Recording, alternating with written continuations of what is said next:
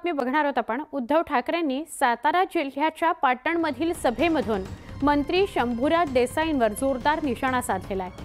पालकमंत्री नव्हे लुटमार मंत्री असं म्हणत उद्धव ठाकरेंनी टीका केली आहे। तसंच शंभूराज देसाईंच्या मुलाच्या लग्नाच्या खर्चावरूनही उद्धव ठाकरेंनी हल्लाबोल करत हर्षल कदम यांना विधानसभेत पाठवण्याचं आवाहन केलेलं आहे।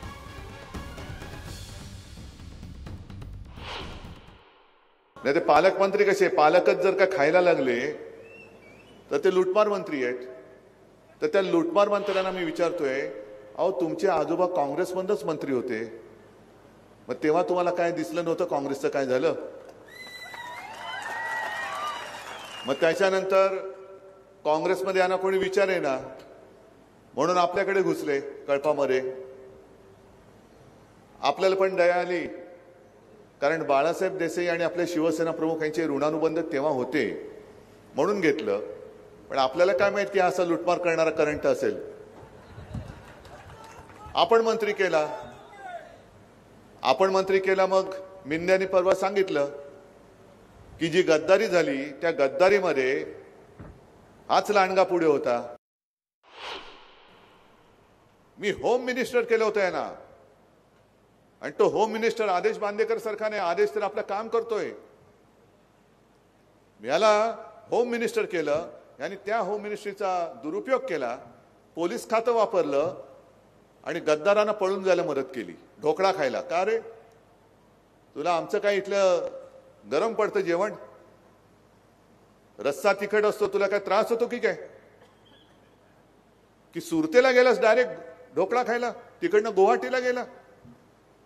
मग तुला जर का माझ्या महाराष्ट्राचं जेवण पचत नसेल तर तू गुजरातला जाऊन राहा, महाराष्ट्रात येऊन निवडणूक लढवूच नको ना। जा तिकडे ढोकळा गाठ्या सेव फाफडा खात राहा तू। आणि कोल्हापूरचा तो जो मुन्ना महाडिक जो बेदरकारपणाने बोलला की यांच्या सभेला जाणाऱ्या म्हणजे आपल्या त्यांच्या सभेला येणाऱ्या महिलांचे फोटो काढा, आणि ह्या जर का त्यांच्या सभेला गेल्या तर मला सांगा, घ्यायचं आमच्याकडनं आणि जायचं त्यांच्याकडे। तू काय माझ्या बहिणींना नोकर समजायला लागलास? मुन्ना महाडिक एवढी मस्ती, तू कसा बसा तिकडे राज्यसभेत पोहोचलास उड्या मारत बेडकासारखा, बेडूक उड्या मारून मारून आज इथे तर उद्या तिथे। आणि मी प्रत्येक सभेत जो इशारा देतो तो इथून सुद्धा देतोय, पाटणमधून सुद्धा देतोय। माझ्या सभेला किंवा महाविकास आघाडीच्या सभेला ज्या महिला येत आहेत त्यांच्यापैकी एकीच्या जरी केसाला धक्का लागला तरी मुन्ना तुझा हात मी उपडून मुळासकट टाकल्याशिवाय राहणार नाही। मुख्यमंत्र्यांनी भास्कर जाधव यांच्यावर केलेल्या टीकेचा भास्कर जाधवांनी समाचारच घेतला। मुख्यमंत्र्यांनी माझ्यावर टीका करताना विनय नातूंकडे पाहिलं होतं, याचा अर्थ त्यांनी विनय नातू यांना उद्देशून टीका केली असं भास्कर जाधव म्हणाले। त्यामुळे त्यांना विनय नातू यांच्यासारख्यांना बाजूला करा असा इशारा केल्याचा टोलाही भास्कर जाधव यांनी यावेळी केला।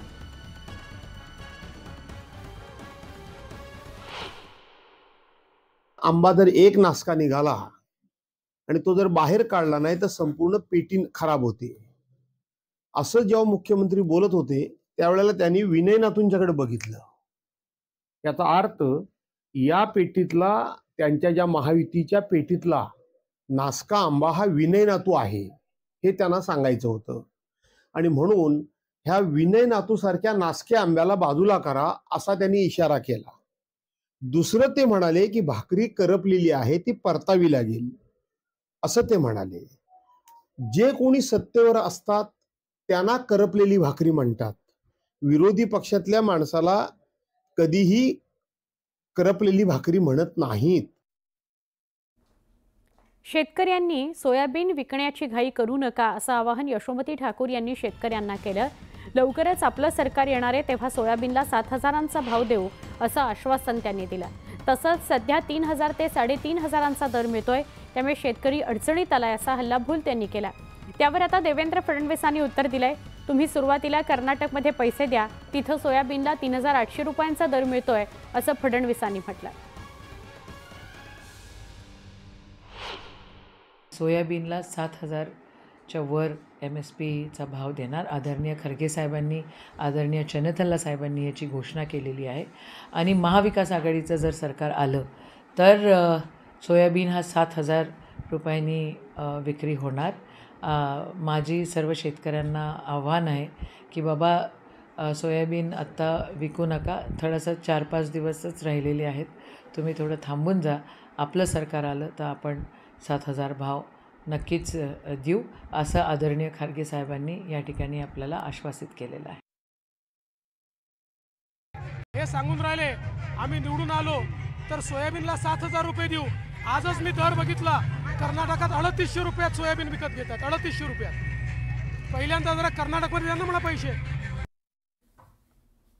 अजित पवार बारामतीत जोरदार प्रचार करतायत. गावागावांमध्ये जात आहेत, दादा लोकांशी संवाद साधतायत. लोकसभेत चांगला झटका दिला, जोर का झटका धीरे से लगे असं म्हणत अजित पवारांनी जोरदार टोलेबाजी केली. तर आता तसं काय होऊ देऊ नका असं आवाहन अजितदादांनी केलं.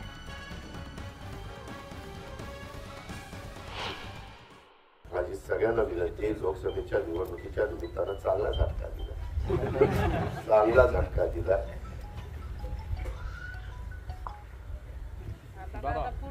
जोर काय ते म्हणतात, जोर का झटका दिला, जोर का झटका लेकिन धीरे से लगा.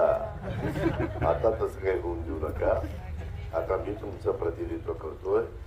गावच्या पुढाऱ्यांचा राग माझ्यावर काढू नका. छोटासा ब्रेक घेऊ.